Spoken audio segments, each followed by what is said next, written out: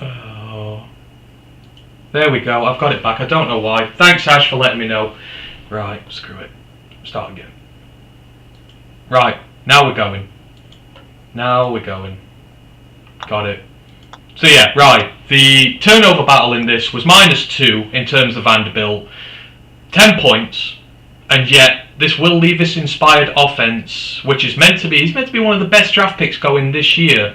So, 6 yards per play, 6% explosive play rate, which is 23rd percentile.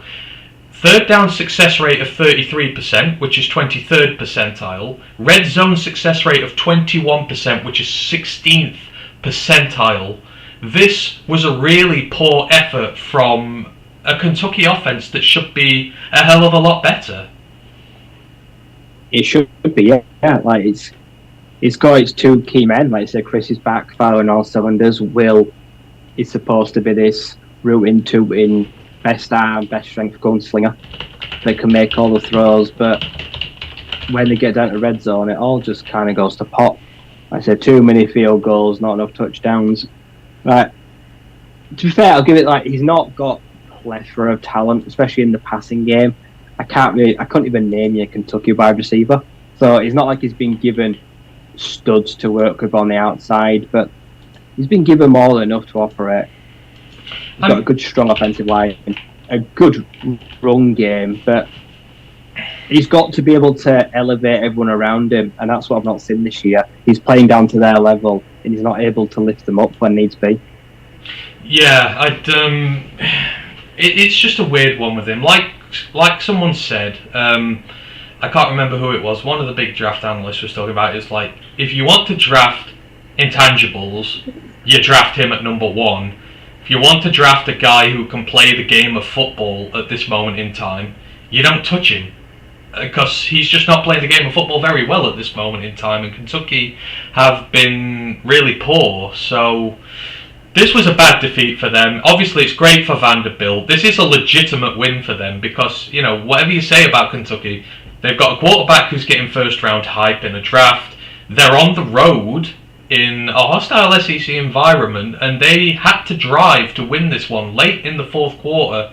They're down at 4th and 11. They're down at 4th and 7. It takes a lot of mental fortitude to ground out that type of win, especially when you've lost a lot on the bounce. They started this season well. They were 3-0 at one point while they weren't playing in the SEC, but since then it's been rough riding, and it speaks to them as to how well they've done.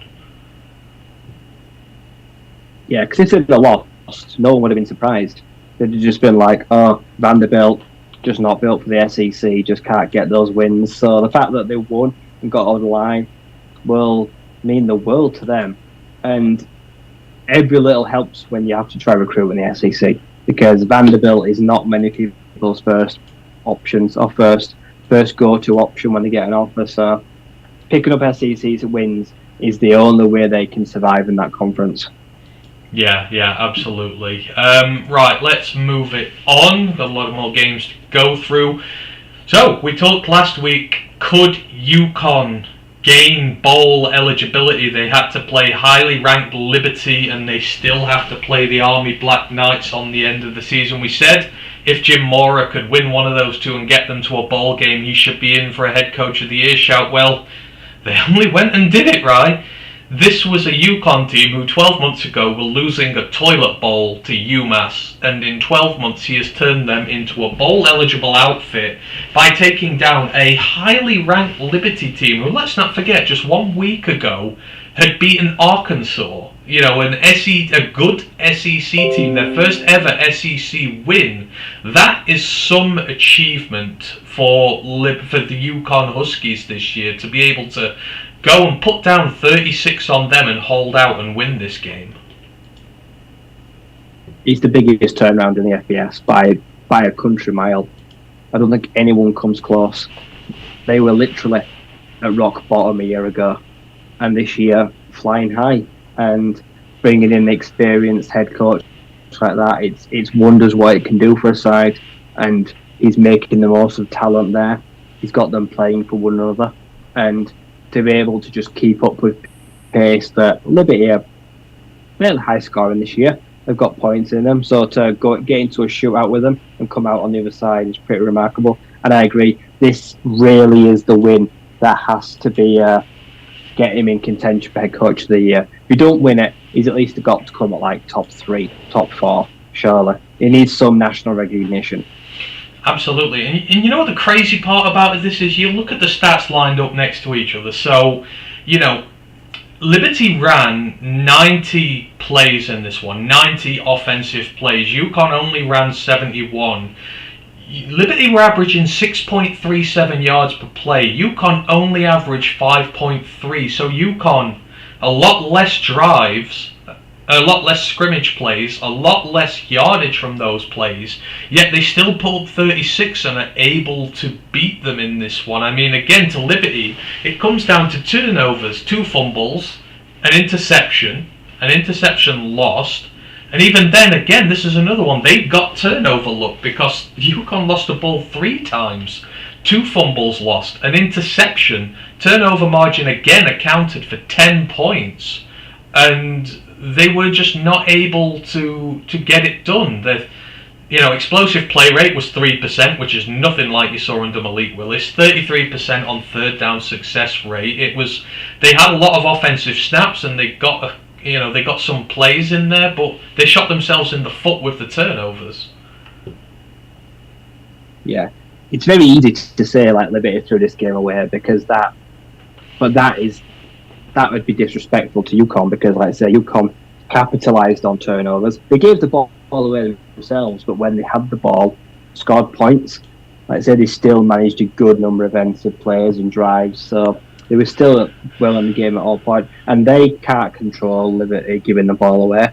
It's on them to go and take it away. So I think I'd say Liberty in the end ran out of steam, and they'll feel like they gave the game away themselves and they lost it themselves, which is fair, but it would be taken away from a UConn team that is just, it's not full of high-level names, it's not full of household names, and they're just gritting together.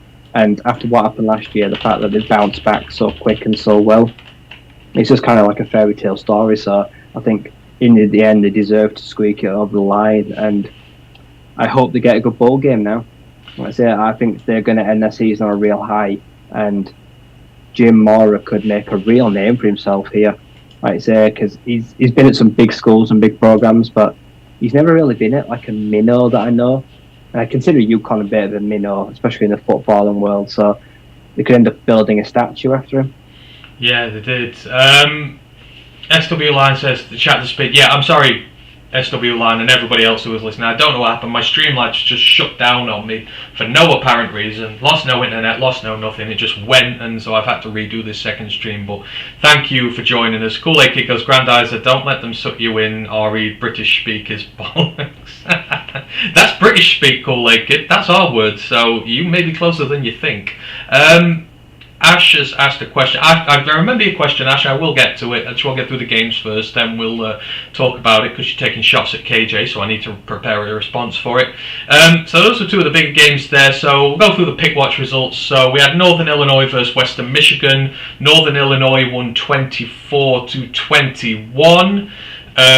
Younger brother of your burgeoning quarterback, Trayson Bourget, is in this one. I think Western Michigan there was a question whether they were going to redshirt him or not because he's near the limit of games he can play this year, but it seems they've gone screw it. They're going to play him for the rest of the season, and this is going to count towards a year of his eligibility. But he had 185 yards, a touchdown, no picks on the day, rushed for 43 yards and a touchdown there, but Northern Illinois squeaked this one out. Despite the quarterback throwing 3 picks, Nevin Cremascoli had a really bad day. He was 8 of 17, 3 picks, but he got 133 yards and a touchdown. This was mainly done by their run game, which got 220 yards and 2 touchdowns for them. But, I mean, been a bad year for the Michigan teams, hasn't it, Ryan? Western Central really disappointed. Eastern got a bowl game, good for them, but you know the MAC has just been all over. It's impossible to predict the results in those games this year. Yeah, it's been really up and down. Games they shouldn't win, games they shouldn't lose. If your QB throws 1 touchdown, 3 interceptions, you probably should lose. Like, to not capitalise on those turnovers and lose by so few points, that would be a game that you'd be very frustrated to lose. Because yeah, they had chances, they took the ball away, didn't really capitalise. And I know they've got a fairly new quarterback, but he didn't make any mistakes. So he's a young man as well. Someone's got to help him. You need those experience levels guys around him because he's a young man to help him and help him get through the game. So that would be one they want back. Yeah, absolutely. I think who got that right? I think I got that one right, and you picked Northern. I think you picked Western for that one. I got Northern Illinois, but yeah, fair enough. Right, so American action now. We can talk about this. UCF 38, Tulane 31. Tulane's fairy tale rise into the college football rankings, getting into the mid-teens, but eventually it has come to an end. We suspected that it might do so. There were a few performances. The second half one against Memphis, where they gave up a lot of unanswered points. Just so, can they really get over the line? And they couldn't, unfortunately. UCF came to play in this one despite a late Tulane rally. On Tulane's side, Michael Pratt, the quarterback, 236 yards, 3 touchdowns. Good day for him. Tyjae Spears, 8 carries, 130 yards, no touchdowns, and I believe, unfortunately, he's picked up an injury which has knocked him out for the season, if I remember so rightly. But UCF, right, they continue to be underdogs. They've gone right under the radar here. John Reese Plumlee, we all know what you think about him. 17 of 30, 132 yards and a touchdown. 18 carries, 176 yards at nearly 10 yards per carry, and 2 touchdowns. Isaiah Bowser, the really good running back, he got 2 touchdowns, although he was only averaging 2.8 yards per carry. But UCF have found a way to make it work this season. I think everyone kind of forgot about them. They've taken advantage of that and just gone completely under the radar. And with Plumlee, they've found an effective system to have him run the ball and limit the amount he needs to throw it to win games. Yeah, he's edging on the running back more than a dual threat guy. He's more effective with his legs, always has been. He throws a handful of passes a game, if needs be. But yeah, controlling the clock, ground and pound style UCF offense is working. And it'll keep working until someone stops it. And Tulane can't stop it.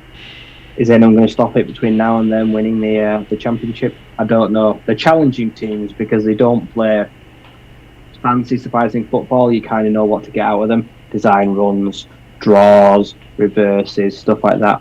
It's pretty basic stuff Gus Malzahn does, just with a good young crop of players. So he's going to take some effort right now to stop them. Tulane, a blip, but a big blip. A conference blip. One that could cost them a title game blip. So yeah, they have to bounce back quickly, or that golden ticket they wanted punching could be ripped right out of their hands because everyone is breathing down their neck. Yeah, they could have been penciled in for that game now, and it was a big blow for them in that one to not be able to do so. And again, this was a story of the victor not need to do much. 5.4 yards per play. That's 34th percentile for UCF, so not really doing much on there. They just had a lot more offensive plays, 94 to 77. They just sort of ground and pound Tulane, sort of played them at their own game, really, with that one. So yeah, big loss for Tulane there. And the AAC is absolutely wide open. The next one I want to mention, Miami Hurricanes against Georgia Tech. Most people picked Georgia Tech for this one. I, with a leap of faith, went with Miami, and they won 35-14. This wasn't even close, and this Miami team has been bad this year, but they turned out for this one. Georgia Tech threw 4 picks. They had 2 separate quarterbacks, Zach Pyron and Zach Gibson. One of them went 12 of 22, 114 yards, 1 touchdown, 2 interceptions. One of them went 12 of 21, 120 yards, 1 touchdown, 2 interceptions. They basically had identical stats in this one. And on Miami's side, no Tyler Van Dyke. He's injured, quote. Ja'Cory Brown started. Solid game, 14 of 19, 136 yards, 3 touchdowns, had 87 yards on the ground as well. Jalen Knighton had a ton and a touchdown on the ground as well. And shout out to Cameron Kinchens, the Miami safety, 3 picks on the day. That is a good day's work from him there, and has really won his team this one. But I'm going to come out with a hot take here, Rye. I don't think Tyler Van Dyke is going to be the starting quarterback at Miami next year, because I think he's going to be somewhere else. Yes, I agree. He's going to enter the transfer portal. He may well have an injury right now, but this injury is going to give him a lot of time to think about his future and where it lies. And it certainly don't lie at Miami. Lack of talent, questionable coaching, on a skid last year or two.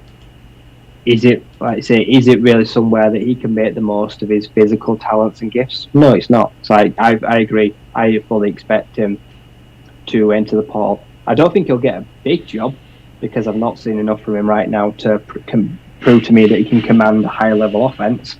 But there'll be no, like I say, with all that eligibility remaining, which is very attractive, he'll have a plethora of suitors.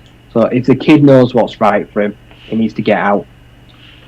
Wow. Sorry, SW Lines in the chat, he goes, I'd say Eastern Michigan probably has overachieved. They beat Arizona State earlier this year. He did actually say that, I'm not just saying that, but yeah, they did. They probably have overachieved, they always do. Get this one right. Ash is in the Twitch chat. He's just gone, battle of the teams that just got shafted by the Knowles, obviously Georgia Tech and Miami. Yes, if Jordan Travis goes, gimme. He wants Tyler Van Dyke at Florida State. The amount of shit he's given him this year, and now he's like, no, you know what, slate's clean, I'll take you. Could be a good fit, though. Yeah, it wouldn't be a bad replacement. At least they're a more stable outfit. They've got a good running game to back him up, yeah. Better offensive line to back him up. Better coach. So, yeah, they probably... It's a lot of pressure. I think it'd be a big step up in pressure. He'd have to immediately deliver, but it could do worse. Oh, I don't know. I feel like Cristobal versus Norvell's like a bit of a clown fight, really. I don't know. I'm not sure. I'm not sure there's much of a difference there, but obviously Norvell's doing a little bit better at this moment in time. Right, let's move on. What was the next one we had on here? So, Appalachian State 21, Marshall 28. Appalachian State let me down one final time this season, and I say it, I'm done with them. They've been awful this year. I don't care about them no more. Marshall have had a pretty decent year, 6-4 on the year. Kalen Laybourne continues to play well. Another touchdown, 53 yards on the day for him. App State, they just got to burn it down this year. 5-5. It's not been great for them. I think they just need to reload and be ready to go again next year, because the Sun Belt has slipped from them this time. Yeah, but I don't know how they do that. Chase Bryce I'm pretty sure he's got no more eligibility. Cameron Peoples, I think, is going to enter the draft. So, I don't know. I don't know where Up to Date goes from here. I think they're about to have some big gaping holes. And that Texas A&M win, it seems so many moons ago now, when we're all talking about them going in, shutting them down. And since then, it's been an absolute car crash. Every week it seems to get worse. We've had like one winner, swear it's something like in like last 6 games. Like, it's just been bad. And I really like them. I like their head coach. I like the team. But yeah, we've really seen the frailties this year. And now they're going to have to replace some big names. So App State's future is going to be an uphill battle, to say the least. Definitely. And talking of car crashes, that's a really good segue, actually. We've got Big West action next. Iowa and Wisconsin. One of the biggest car crashes of them all. Iowa won 24-10. Spencer Petras couldn't even throw for 100 yards. He had 8 carries for minus 41 yards and a touchdown. Caleb Johnson, the running back, got a touchdown as well, and I believe they had a pick 6 in this one as well. A lot of sacks on the day. 1.5 for Deontay Craig, 1 for Lucas Van Ness, who you're going to hear about later on because I've been asked about him. Riley Moss got himself a pick on the day as well. Wisconsin continued to suck. Graham Mertz threw 2 picks, got 1 touchdown throw. Braylon Allen is getting criminally wasted there, and he needs to put in a transfer request at the nearest possible opportunity. Oh, he's done in Wisconsin. I reckon before the season's out, he'll have a hand in, he'll end up his portal. I think he'll see the season out because of his friends and his teammates, but he will be the most highly touted player in the portal next year. There won't be anyone that's got a bigger reputation than him. I don't think he'll go far.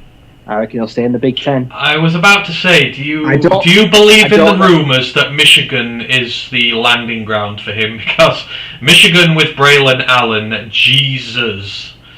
I don't believe in the rumours, but I think if he does declare for the portal, Michigan will be one of the ideal landing spots if he doesn't want to go too far. Because Madison to Clearwater, like say, to Michigan, you can get a bus. Like, it's literally, it wouldn't have to go far, but I feel like every man and his dog. Like say, if Jameer Gibbs enters the portal, don't be surprised if Alabama want him to pair with McClendon. Like say, Gibbs is going to the draft, you mean, I guess. Yeah, Gibbs, yeah, so McClendon, like say, if they want to pair him with Braylon Allen. But yeah, I think the next decision he makes is very big. Wisconsin, if Mertz, they'll move on from Mertz. If Allen leaves, they're in trouble. Their defense isn't too bad. I've watched a few Wisconsin games the last 2 weeks. Their defense actually generates loads of turnovers, and he's actually pretty stout. Their offense, though, it's mismanaged, if more than anything. Coaching is bad. Like, they don't use their weapons enough, and just lack of talent here. And Iowa just still continues to win with absolutely no offense and defense, and it's almost fascinating. I'd say how good they are at doing it. I kind of have to applaud it. I kind of hope they do make the title game just because it'll just be funny if such a bad offense can turn up to a title game again. Yeah, absolutely. And you've gone and perfectly segued into the next game. Talk about very bad offenses. Let's talk about Auburn and Texas A&M. That was a thriller. 13-10 winners for Texas 8. No, of course it's not them. Auburn won this one. I mean, good lord. 7, is it 7 without a win now? 7 lost straight, might be 6. 7 straight losses. And there are losses, and then there are Auburn losses.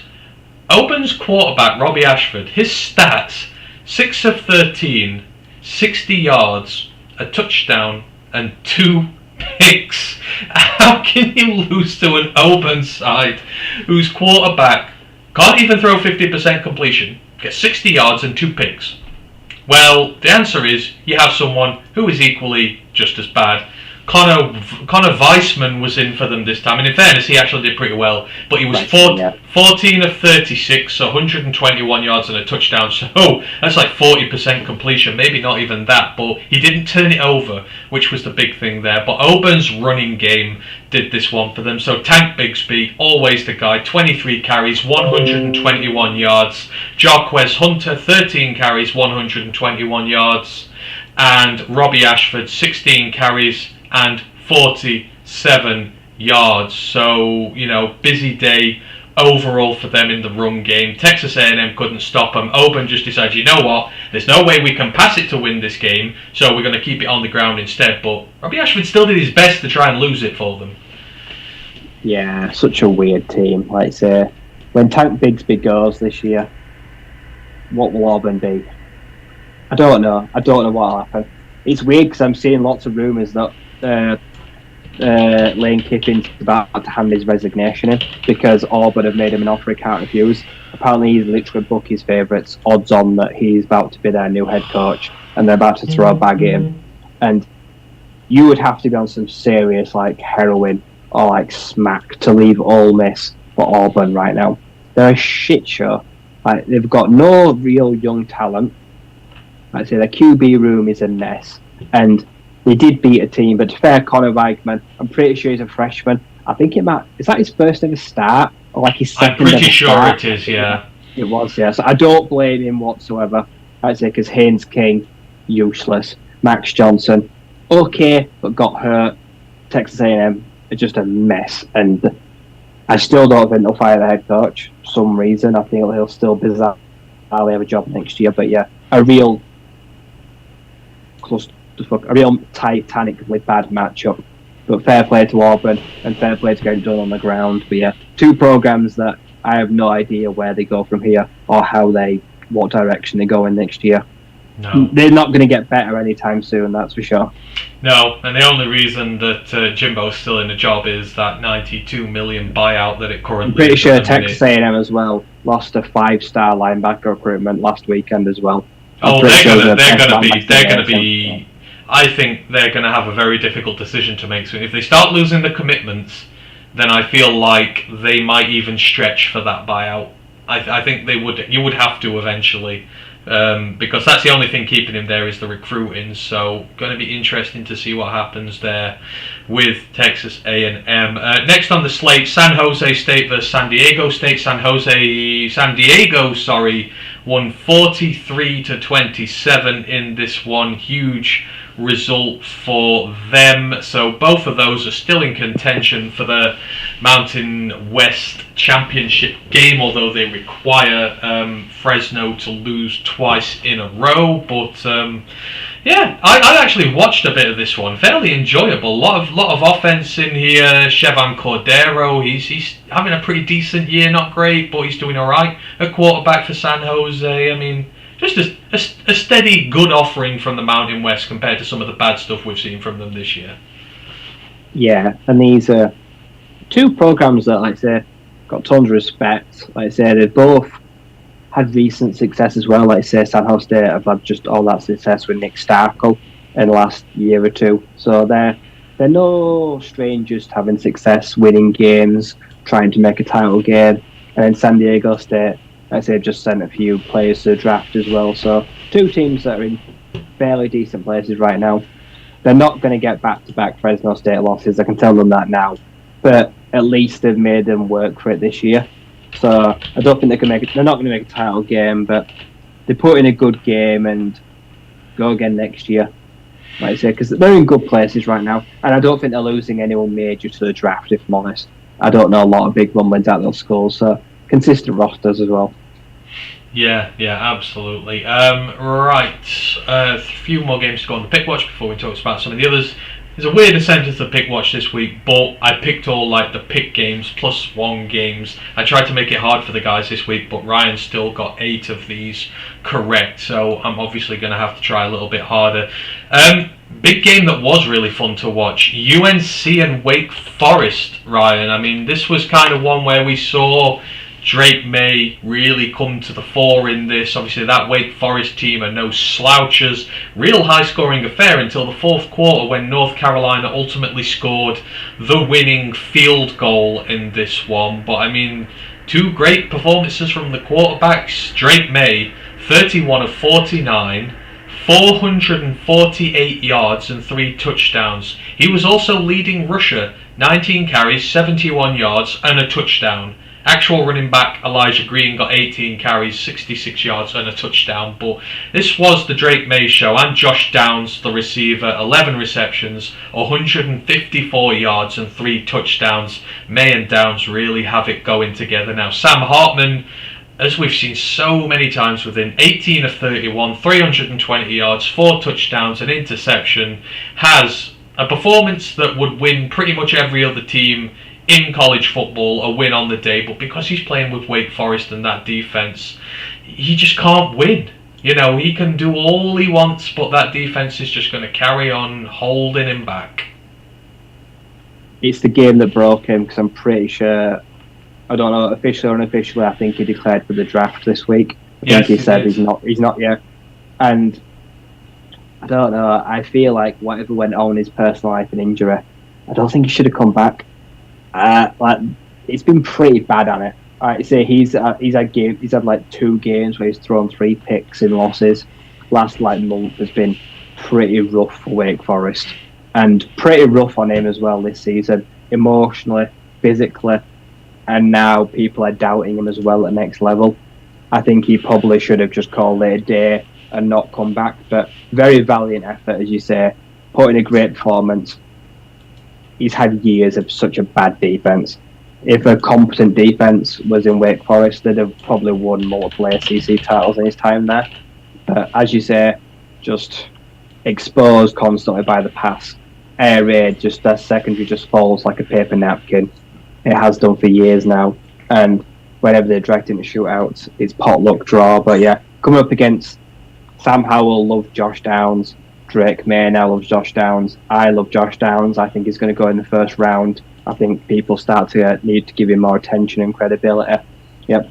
Yeah, they're both. I think Josh Downs is helping Drake May win a Heisman.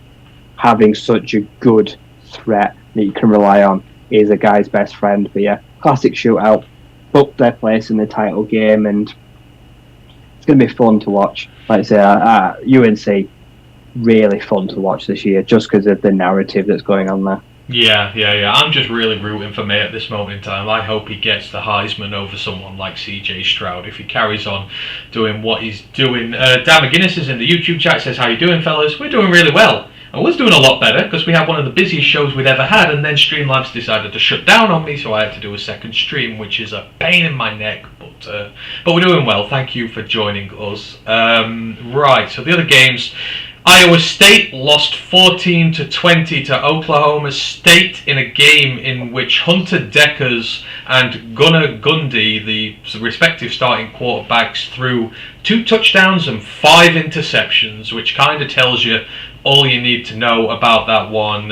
Both teams are a mess currently. Oklahoma State are 7-3. Iowa State somehow have won 4 games. I don't know how, but they have, and they can still become bowl eligible, which would be a crime, but that was really a rotten one there. And the last one, now this is really interesting. I didn't really stop to look at this, so this is the last of the Pick Watch ones, right?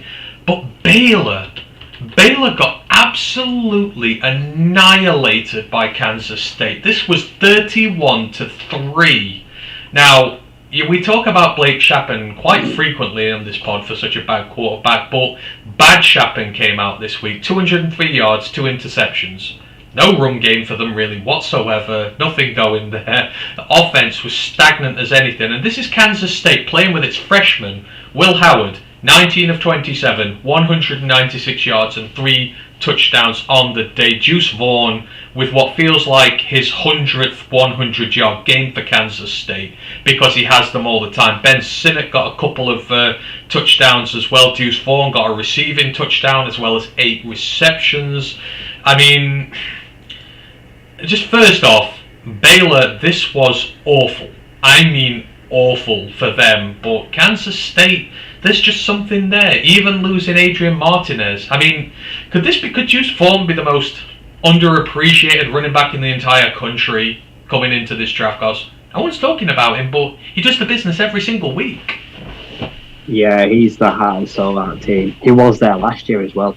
He was the reason they were relevant for most of the year. And I feel like it's because people, one, look at his size, and two, just they peg him as their receiving back. They don't think he can do the dirty stuff at the next level, which I don't know. I don't know if he can, but I feel like he definitely deserves more credit. This running back class is absolutely stacked. I feel like he's one of the better guys in it. For 2-3 years now, he's one of the highlight players in the whole year. And this Kansas State team, I actually think Adrian Martinez getting hurt was probably the best thing for them. Will Howard's looked great. Like, they've not missed a beat. Maybe they even look more efficient on offense. And I can see a Will Howard Kansas State beating TCU in a championship game in like a revenge grudge match. That would not surprise me in the slightest. I could see it happening. Baylor are just so up and down, hot, cold, a mess like Dave Ariaza. If he had hair, he'd have pulled it out this week. Just bad. Yeah. Everything about it, just bad. The defense this year, rotten. JT Woods, Jalen Petra. I've never seen 2 players lost on the back end literally crucify a secondary. They've been so bad this year, and it seems like those 2 guys left a gaping hole. And then Iowa State, Oklahoma State, just a toss-up really. When you don't replace Brock Purdy and Breece Hall, you're not going to win many games because Iowa State, they were the lifeblood for the last 4 years. They were the only reason the Cyclones were ever relevant, and now they're gone. Deckers, his cheeks, and Oklahoma State are one of the worst 7-3 teams I've ever seen in my life. It's hard to even believe that they are that record, and how, because they've played so bad this year at times, and to still be there feels like an absolute miracle, to be honest. So two bizarre games with three teams that are just wildly unpredictable. Yeah. It's almost funny. Yeah. But yeah, I feel like if any of them were to transfer and join like a different conference, it would probably be set back their franchise like 10, 15 years. It'd be the worst thing they could do, any of them, is move, because they are not ready whatsoever for stiffer competition. No, fully agree with you there. Hatters House 710 has joined the chat. He goes, "Go Bruins, beat USC." Yep, they're going to need to if they want to get to the Pac-12 championship game. It's going to be one of the games of the week for sure. Right, so that was everything in the pick watch. So let's have a look at some of the other fixtures that went around here. So we questioned TCU, Ryan. We think, they've had a little bit of look at the draw some weeks, coming against backup quarterbacks, injuries going out there. Could the defense get it done? Well, a trip to the Texas Longhorns this past weekend just gone was probably going to be the stiffest test they've had all season. And it was one that they were able to get through, but not for the reason you would think. This wasn't an offensive-filled display like you're used to seeing with them. It was the defense who came along. This one finished TCU 17, Texas 10. That's all Texas got, and this was at Texas. TCU on the road. Quinn Ewers for Texas, 17 of 39, 171 yards and an interception. Bijan Robinson, running back one in this draft, miles ahead of what anyone else thinks the next best back is. 12 carries for 29 yards, and that was it. Only 3 receivers caught passes from Quinn Ewers, and the defense, the defense was really damn good, in fairness. Got a lot of sacks on the day, made life difficult for TCU, but TCU needed to just be a little bit better, and once again, the Holy Trinity came up for them. Max Duggan, 19 of 29, 124 yards and a touchdown. Not spectacular, didn't turn the ball over. Kendre Miller, 21 carries, 138 yards, 6.6 yards per carry and a touchdown. Big, needed that from him. Amari DeMarcado backed him up, 11 carries, 65 yards. And then receiving, Quentin Johnston, the best ex-receiver in this draft, coming up, 3 catches, 66 yards, 1 touchdown. Didn't get the most usage in the day, but came up clutch when he needed to and got the touchdown he did. And the TCU defense came to play. It wasn't spectacular, there weren't tons of sacks, there were just 2 sacks and the 1 pick, but they did what they needed to do, Ryan, and I think they answered a lot of questions that were being asked about them. Yeah, this was one of those games where it's difficult. I say, if Quentin Johnston, who has missed 2 games now, had not played when he needed to and got the touch. But I think, shout out to Oliver Hodgkinson, he tweeted, I think, that after this win, they moved up from 75 to 57 in total defense in the nation, TCU, a whole 18 places. That's how big this holding them to 10 actually counted for them. And Quinn Ewers don't help himself, does it? I see people really doubting him. The pick to Trevis Hodges Tomlinson was not good. And this year, with every performance that goes by, I'm just more and more convinced that his long-term future is not in Texas either, and that he'll be back in the portal before I know it, because he just makes costly mistakes. He's stacked with talent, like I say. He's got a receiver and word around him. But yeah, Bijan bottled up. The genie, someone put him back in the bottle and put the cork in. Probably one of the worst games he's had all season, and that was partly on him, partly on the O-line, but also on the TCU defense properly stepping up for once as well. So it was probably one of the best performances of TCU's season, to hold an explosive offense so well and just do enough to get up the line. I think it actually won a lot of people over this. I think if they'd have won a shootout like 50-40, they'd still get a lot of criticism. But winning 17-10, a gritty win, holding a Texas team down, probably actually does more for their playoff hopes than a huge offensive explosion does. Yeah, no, fully agreed. It does a lot for them. I think it solidifies 4th. As long as they remain unbeaten now, I think this solidifies them in if they carry on all the way through. So, great win there for TCU. Teams who fell out of the playoff race, though, there was one this week, at least, unless something spectacular goes wrong above them. Oregon Oregon threw it away against Washington. Washington came to play. They won 37-34 in a very narrow game in which they had to come from behind in the fourth quarter. Washington did, and the Ducks let it slip. On Washington's side, Michael Penix came up clutch. 26 of 35, 408 yards, 2 touchdowns, 1 pick. Wayne Taulapapa and Cameron Davis both had rushing touchdowns. They had a defensive touchdown, I believe, as well, off a fumble. It was a good day for them. On Oregon's side, Bo Nix, 279 yards, 2 touchdowns, but couldn't get it there. Marquise Irving, Noah Whittington both ran for over 100 yards. Whittington got a touchdown. Troy Franklin, the wide receiver, 139 yards and a touchdown on the day. A lot of offense in this one, but both defenses came up short here, right? Washington averaged 9 yards per offensive play. And I mean, when you're averaging basically a first down every offensive play, you're not going to win a game of football. No, this a disaster for Oregon. Like I say, a huge loss in terms of the Pac-12 title race. The Bo Nix Heisman train derailed. Lost Troy Dye, so lost them. No, that's USC. Lost their back center. Yeah. But that's in the defense. Like I said, linebackers again. Justin Flo, Noah Sewell, just gone missing. Too many times this year they have gone missing, and everyone was raving about them as a star duo. Justin Flo, that high-level recruit, has just never done it at the collegiate level, unfortunately. And he brings Sewell down with him, unfortunately. Sewell's a great player, but people around him let him down and help him get out of position. I think Christian Gonzalez, he got picked, didn't he, I think?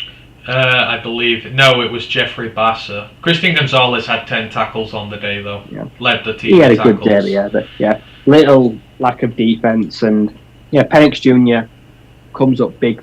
Like I say, he's struggled this year. Washington have struggled this year.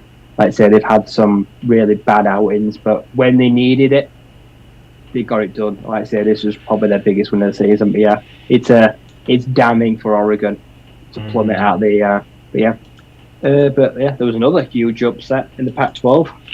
Hang on. Have I got it here?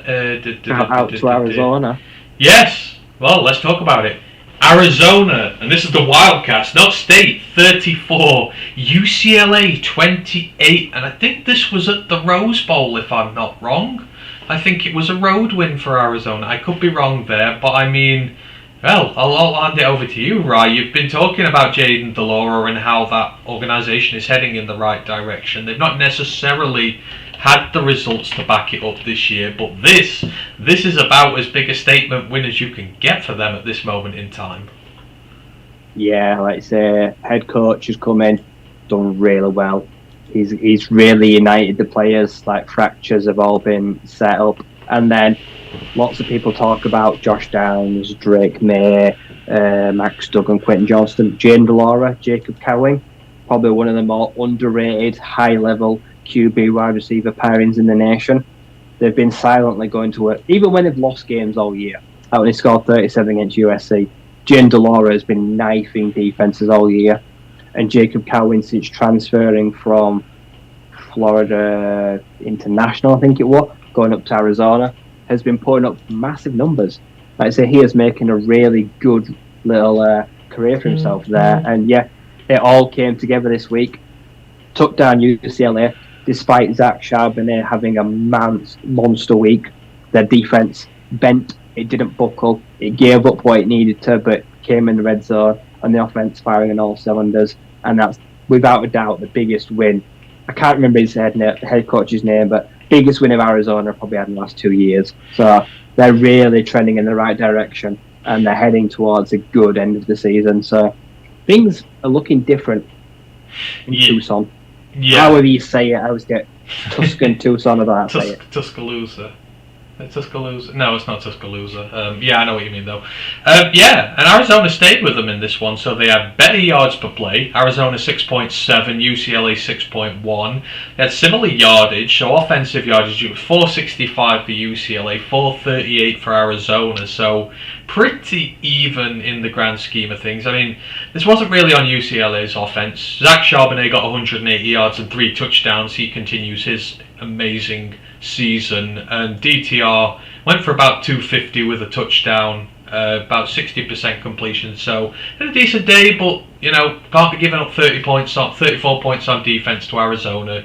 UCLA, that's sort of an indictment on their defense there. They did have a little bit of success, but yeah, not a great deal going on in terms of that one. So other results I have in here: Notre Dame, they nearly got upset by Navy, and Navy come back late in this one. This looked done and dusted, Ryan, towards the end of this game. But Navy suddenly decided they wanted to play in this, and they scored 19 unanswered in the second half. Notre Dame didn't score a single point in the second half of this one. Navy got 19 and was so close to coming back and winning this. I mean, it was a great game for one, and it bodes well because that's the fixture coming over to Ireland next year, so something similar would be very much appreciated. But Notre Dame showing that whilst they're getting better, still big ass problems there to not score a single point on Navy at home in a game in the second half and nearly throw that away. There's still a long way for them to go. It tells me that Clemson win was, I'm going to say it out there, if it upsets people, it was a fluke. This Notre Dame team is not any closer than they were the week before. Like say, good first half, but then just totally, they just stopped. They just assumed at half-time the job was done. And you know what? SMU did the same thing against Navy. SMU ran up a big score, and then they let Navy come right back, and Navy lost that game, but by like 3 or 4 points as well. So if you're watching this, don't count out Navy, because 2 teams now have almost shit the bed against them. But Clemson, their defense, let's say Foskey's the only bright side on that whole defense. He's the only saving grace that Marcus Freeman has got on that side of the ball, because the rest of it just gives up splash plays, big yardage, can't keep teams out, can't stop the run. Offense did what it had to do, but in the second half just completely went to sleep and did not muster a single point. So in the end, really fortunate to get over the line there. I hope Marcus Freeman really dug them out after that, because that was not an acceptable performance in the second half. Oh, no. And they're going into this off-season, and they're probably still no better than they were when he came in, I don't think. They're probably still in the exact same place. Yeah, absolutely. They've got a long way to go, and they've not convinced me yet at all. Speaking of teams who had to overcome, Alabama. I mean, they nearly went down to another defeat. They were playing Ole Miss, and we're talking about Drake May being a potential Heisman winner. If it wasn't for him being undoubtedly who is going to be Freshman of the Year, then Ole Miss perhaps have the home of where this should be going. Of course, you've talked about him a few times.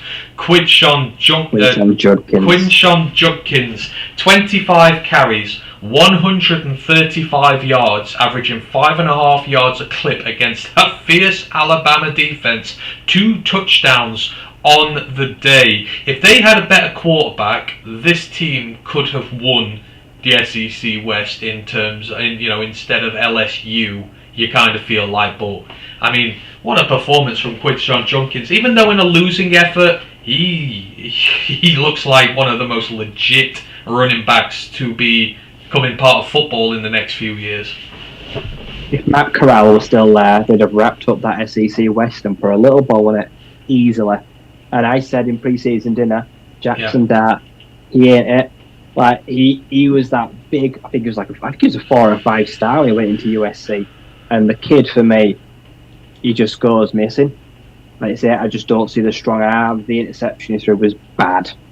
Like I say, in the end, it was pretty much what settled the game. But yeah, Zachary Evans, I'm pretty sure was hurt in this game. So I'm pretty sure Judkins got all the carries. There was literally no relief for him. No, he And got every. I think he got nearly every. Zach Evans got 6, and he's like, I don't know where the hell he's died, hasn't he, Zach Evans? He's had some injuries lately, which just hurts because this was going to be a year he goes to the draft. But yeah, Judkins, good offensive line, but held up well against that defensive line, like say, that's actual talent at Bama. And there was one play where he stopped like 2-3 yards short of the line, and he drags defenders with him. Yeah. And the kid's only like 5'11", and he mauls his way through and just stretches out and get over the line. The kid's a star. If it weren't for Drake May, he would definitely be the best freshman in the nation. And unfortunately, because of Ole Miss fizzling out now, he's going to get absolutely no Heisman attention, but that's not his fault. No. He is easily the best running backs in the nation, but he's just not the rest of the team, just ain't at the level yet. But this time next year, watch Quinton Judkins' name to be the Heisman.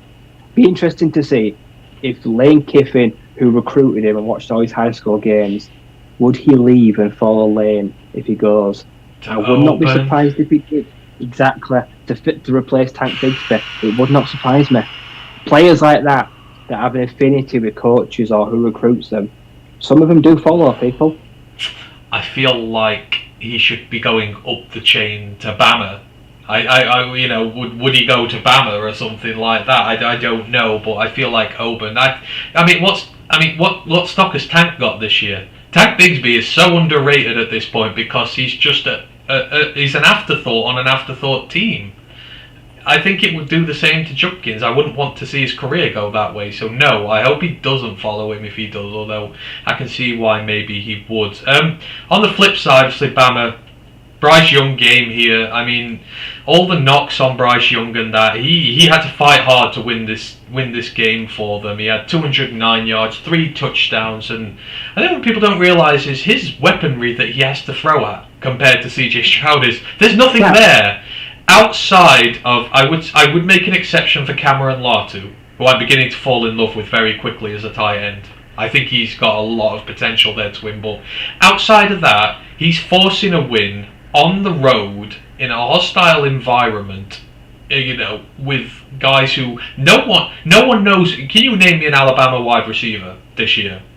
If you were to ask that to many people, could you name an Alabama wide receiver this year?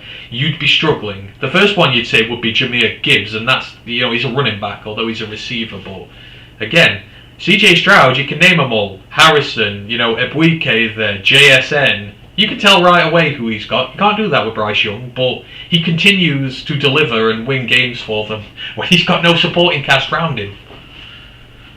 Yeah, this was a big win for Bryce Young because, like I said, took a few hits as well.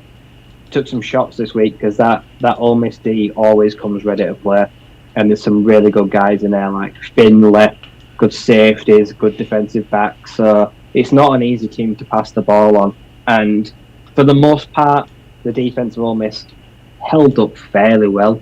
In the end, I think it tired, but yeah, this was not a gimme. It never was going to be. They were really made to work for it. And in the end, Ole Miss, like I say, I think probably could have and should have won. But there was key crucial moments in the game where they let themselves down. But yeah, Bryce Young continues to play bigger than he is. And just another crucial win. I don't know what happens with Alabama now. No. I don't personally want them in the playoffs, but I know everyone's going to make the best case they can because Bryce Young's a future number 1 draft pick. How can you not have him in the playoffs? That'll be the biggest thing, won't it? They want Bryce Young in the playoffs. Yeah, exactly. So you just don't know, do you? It's one of those. I mean, if no one ends up undefeated, if somehow one of Michigan and Ohio State lose this weekend and then the other beats the other the week after, then maybe you could start trying to craft scenarios where you could get them in. It would take a lot, though, even for the committee. Alright, so a couple of other games I mentioned. LSU beat Arkansas 13-10. No KJ Jefferson for Arkansas. This was a real slug of a watch where it seemed like both teams were trying to lose more than anything. But LSU wrapped up the SEC West title for that. Great for them. Oklahoma went down to West Virginia, West Virginia won that 23-20, and which has just been an awful season for Oklahoma. They really just need to hit the hard reset button for next year, don't they? Just blow it up. Blow it all up. It's all rotten. Like you say, their team is just bad. It's not even full of young talent. Like, it's a team right now that is going nowhere and going nowhere quickly. Dylan Gabriel is probably a goner. And then who's a quarterback?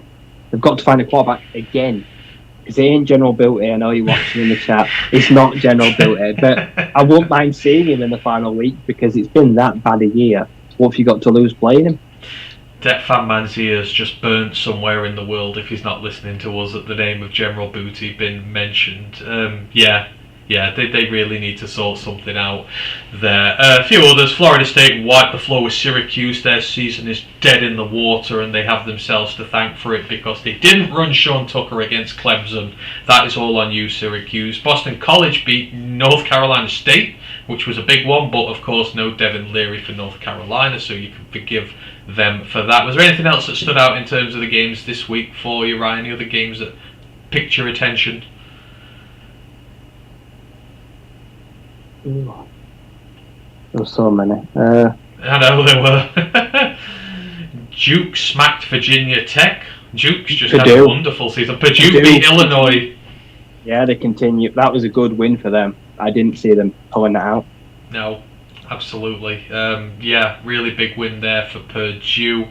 Right, in that case, that is the roundup for week 11 of the season. Was there anything uniform-wise that caught your eye this week?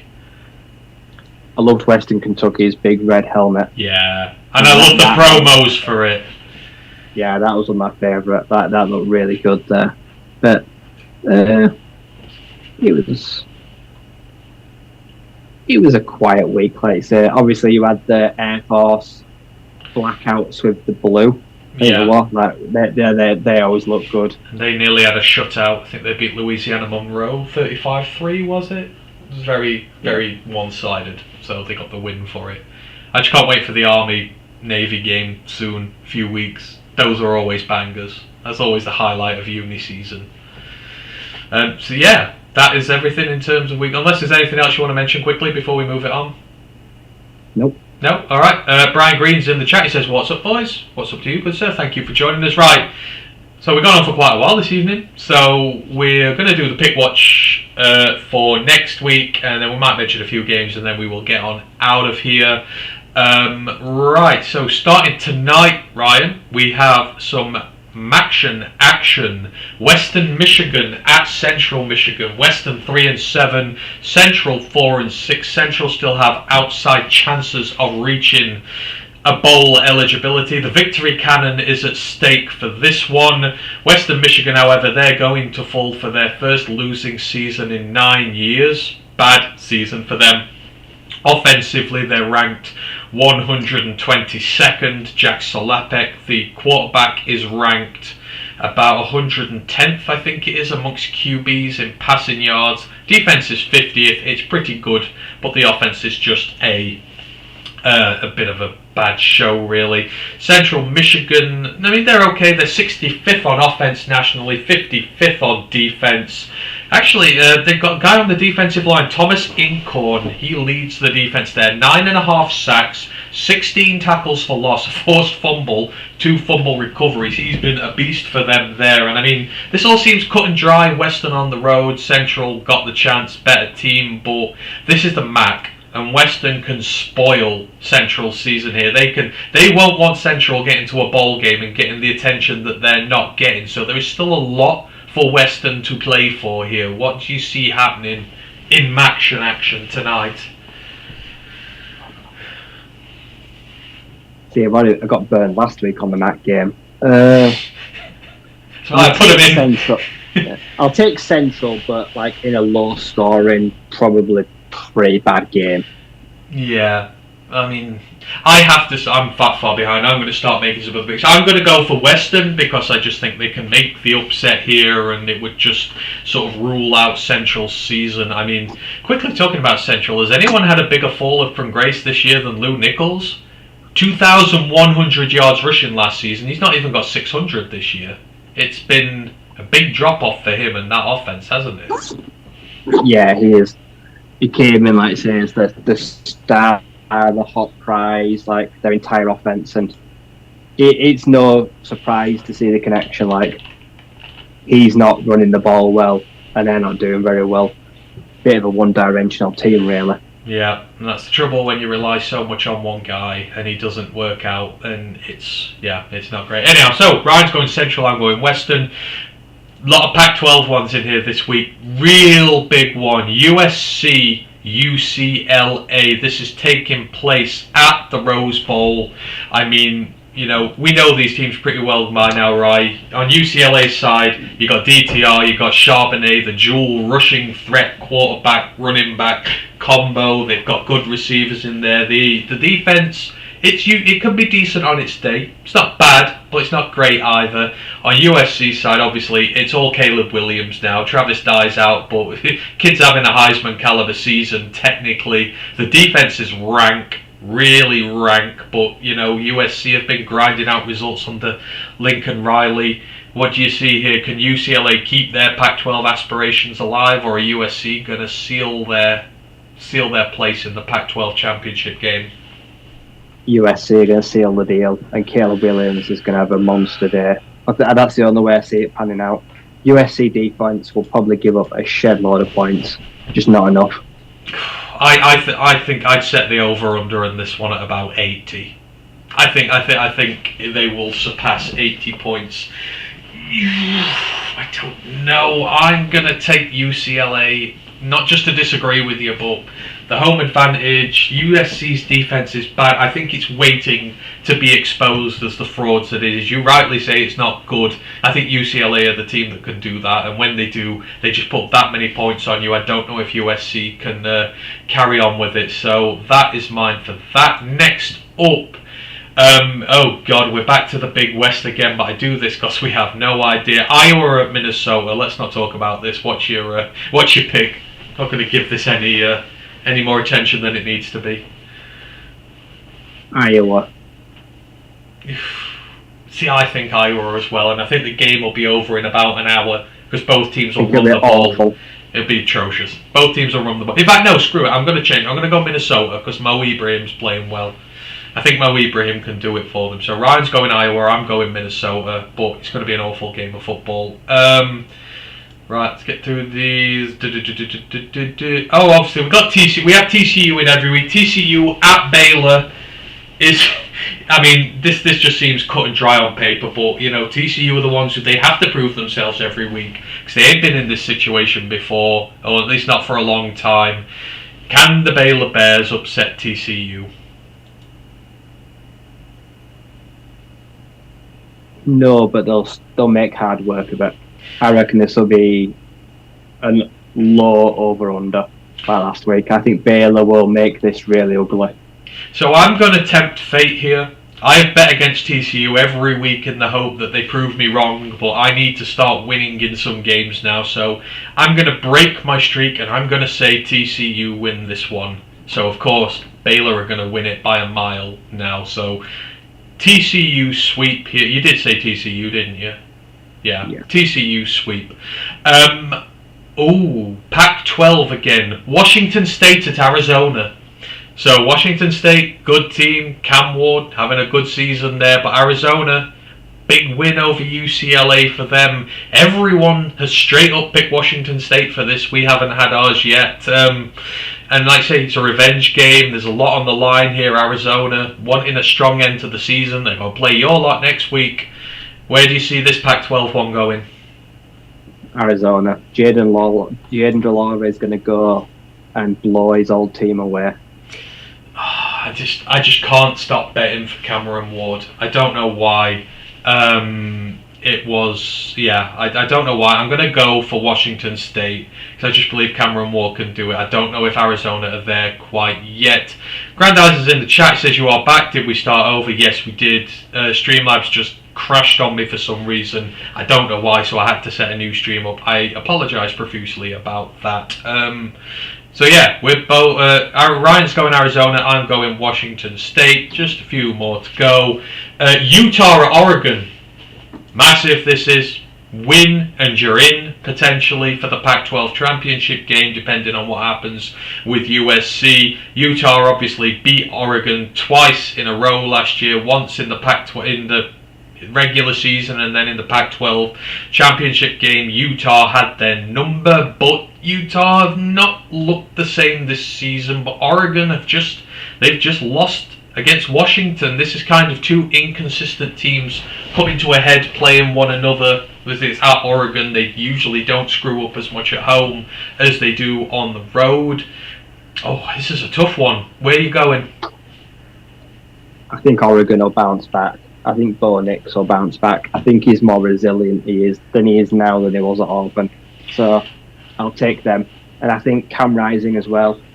Turn the ball over a lot.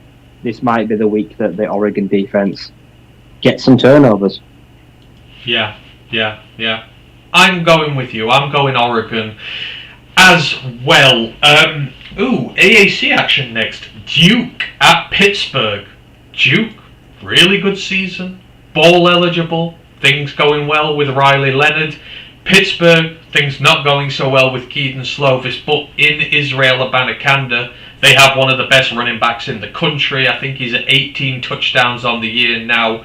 In the AAC, he's got 1,200 yards. We're in the AAC. We're in the ACC, sorry.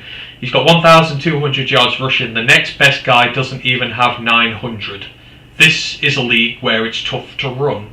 And he has been nothing short of sensational going up draft boards.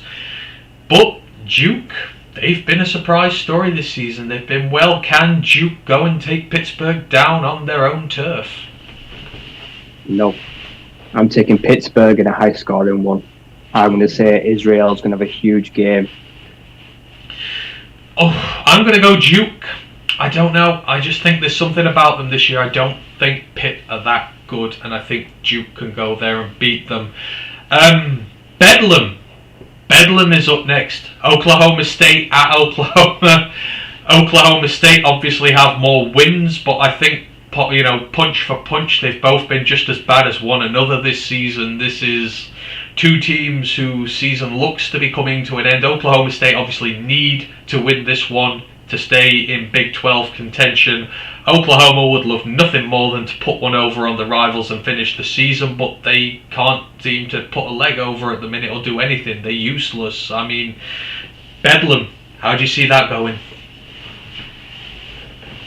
I'm going to take Oklahoma. I feel like that Gundy, the young QB, the freshman, I just don't think he'll be ready for this. I think Oklahoma State win.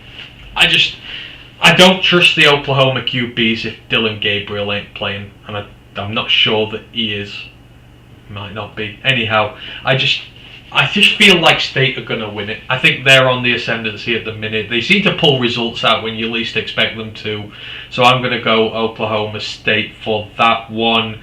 We've got the battle of the bottom feeders here. So, why did I say bottom feeders? UNLV at Hawaii. I've put this in simply because these are two bad teams, and this is a toss-up as to who you're going to get. So I'm trying to throw some in there in the pick watch. So UNLV, 4-6 on the year, can still technically get bowl eligibility.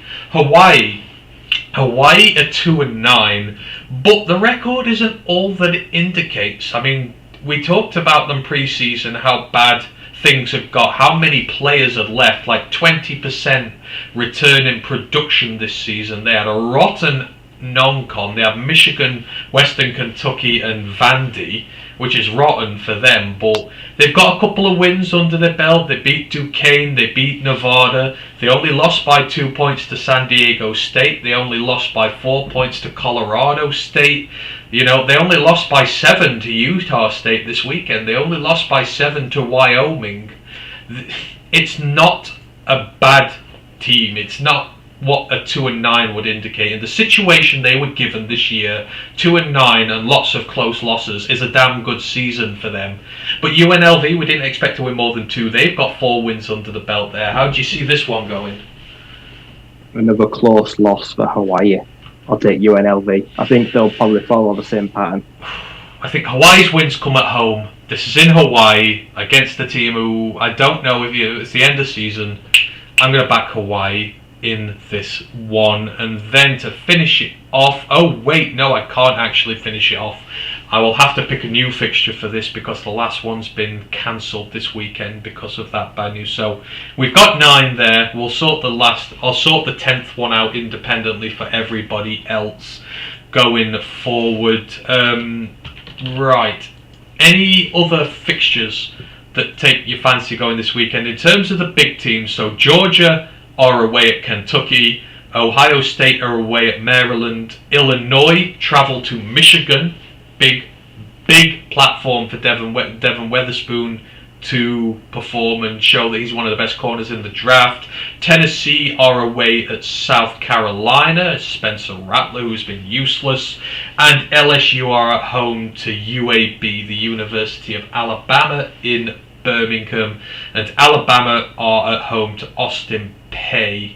And Clemson are at home to the Miami Hurricanes. Do you see any upset alerts there out of any of the big guys?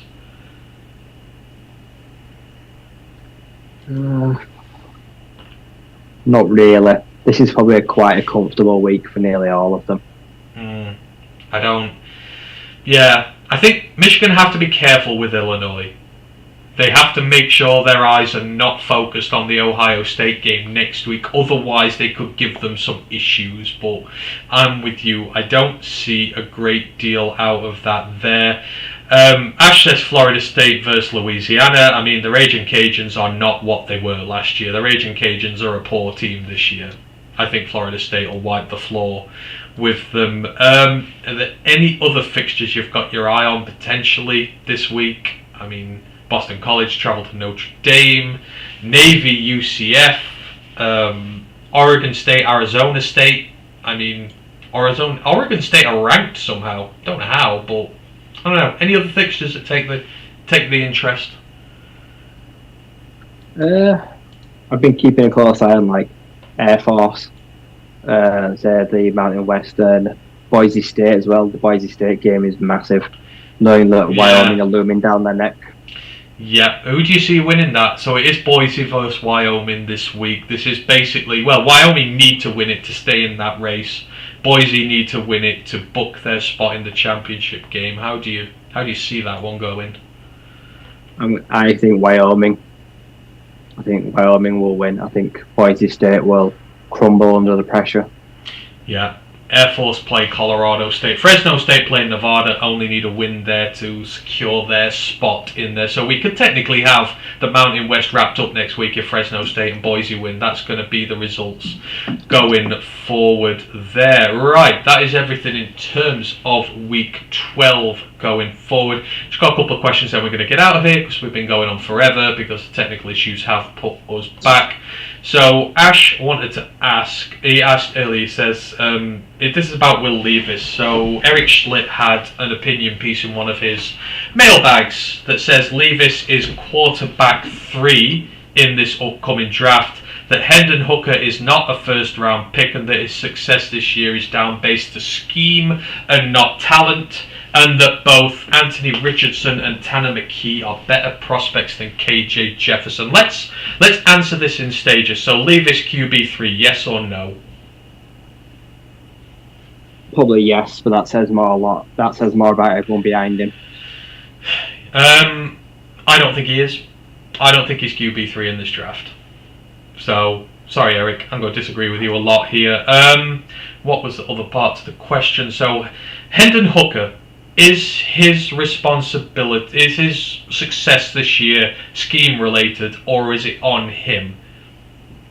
50-50. He is in a very he's in a very pass heavy scheme, and he is in a very quick reads, get the ball out fast, shallow routes, mid crosses. It's a passing quarterback's dream. like I say, Tennessee have built this nice, stable environment for Hendon Hooker. But should this negatively affect his draft stock?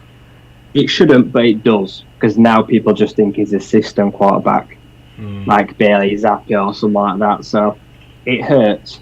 Yeah, it's definitely going to affect him. Do you think he's a first-round pick? See, teams don't take quarterbacks in the first, so no. I think he's probably a second-round guy. That's probably where anyone's really going to take him. Okay, there you have it. I think he might sneak in there, but I reckon he may struggle. The age thing, if people think he's a system QB and then the age, it does knock him out of there. But I think it is a little bit unfair on him. And then the end of the question, he says that. Oh god, this is what. Right, I'm going to answer this one because I'm the KJ stan. I'll not get you there. But he reckons that Anthony Richardson and Tanner McKee are better prospects than KJ Jefferson. I can tell Eric now that there is no chance in holy hell in this universe, the next universe, in a parallel universe, that Tanner McKee is a better quarterback than KJ Jefferson. Tanner McKee is not a top 10 quarterback in this draft, and he's not fit to lace KJ's boots. No chance. Anthony Richardson is a glorified running quarterback until he proves otherwise. I mean, I'm not going to ask for the KJ comparisons because that's me, but I mean, do you see the Tanner McKee hype at all this year? No, he's a bottom feeder. Stanford are bottom feeders. Stanford are dreadful. He's done nothing. He's done absolutely nothing in his Stanford career whatsoever. He's just a lanky streak of piss that's got a strong arm. That's it. He's one of the least mobile QBs I've seen in the Pac-12. Anthony Richardson has got all the potential in the world. He's got the build, the size, the frame, the arm, but currently lacks all the decision-making, processing, and accuracy, and that makes him far too volatile. He's basically next year's Will Levis right now. Got the intangibles, not got the smarts on the field yet, and you need to see that from him. But you heard it there, Eric. Anthony Richardson could be the best QB in this class by miles, but he's got probably the longest way to go. If he declares right now, he's not. I think someone will take him in the first. But I think that's because if you take him in the first, it'd be a Jordan Love move. It'd be a Jordan Love move, wouldn't it? It would be a Jordan Love move, a long-term thing to develop him. But I think the Titans, someone like him, would take him because they've got Tannehill for another year or two, and that's fine. But if you've got an established starter like that, you can afford to throw a first-round pick Anthony Richardson. The Lions can't because Jared Goff's too expensive. Yeah. But like I say, I agree with you, and you can click this one, Eric. Tanner McKee is a bottom feeder in the Pac-12. KJ Jefferson has gone to Alabama. He's gone to LSU, to Ole Miss. All these high-intensity SEC backgrounds, and he's thrown one pick at any of these. He has led his team to really impressive road wins on the road, despite being injured. He's a great running quarterback as well. He's the dual threat. He's got the build, he's got the arm, he's got everything you want from him. The leadership abilities. Tanner McKee is not fit to lace his boots, and I will stand on that one. So there. Tanner McKee couldn't even beat Arizona State. Thank you. The kicker and punter did. They scored all the points. Right, Ash just says, lol, right, completely forgetting about Malik Willis. That probably would be a good comp for Anthony Richardson, to be fair, apart from the size thing. But yeah, you can go and tell Eric that he's completely wrong and that Tanner McKee is a bum. That is my thing. Right. Take Bo Nix over Tanner McKee. Yeah, I would take both. I'd take Keaton Slovis over Tanner McKee. I'd take Jordan Trapp. No, wait, no, I'm not going to say that. I'm too angry. I'm not going to say that. So yeah, those are the questions in there. So thank you for that, Ash. Right, we're going to get out of here because we have been on for a very long time.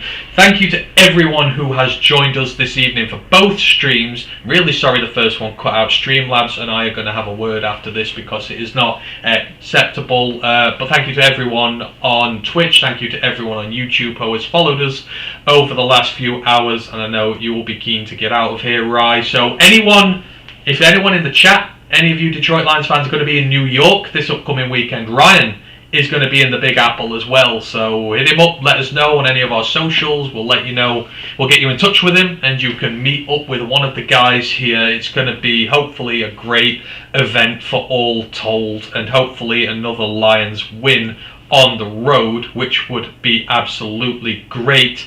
Ash, KJJ, Jefferson was injured this year, so that's why they played against LSU. And last year was his freshman year, so not going to have any of that. And JT is in his senior year. That's why.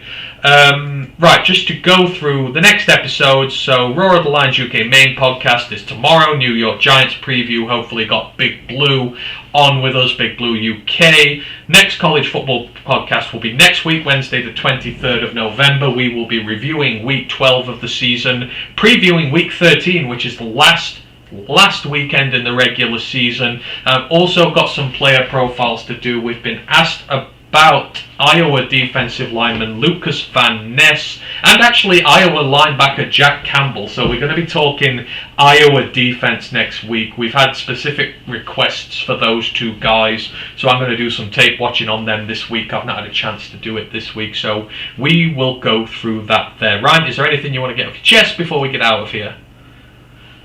Nope. I'm just, from a personal stance, I'm very glad the season is nearly over.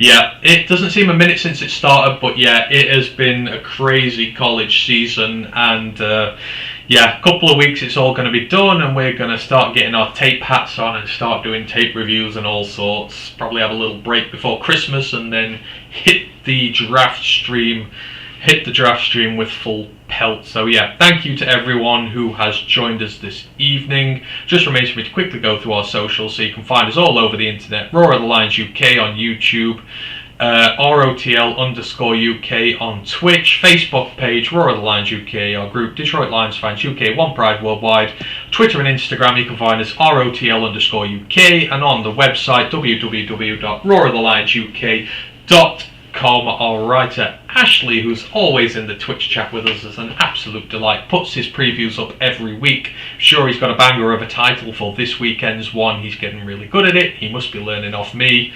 And yeah, always good articles to read on there. So thank you ever so much to everyone who has been in this evening, who has subscribed to us, and thank you again to Derek for the super chat as well. We really, really appreciate it. And until next time, we see you. One Pride. One Pride.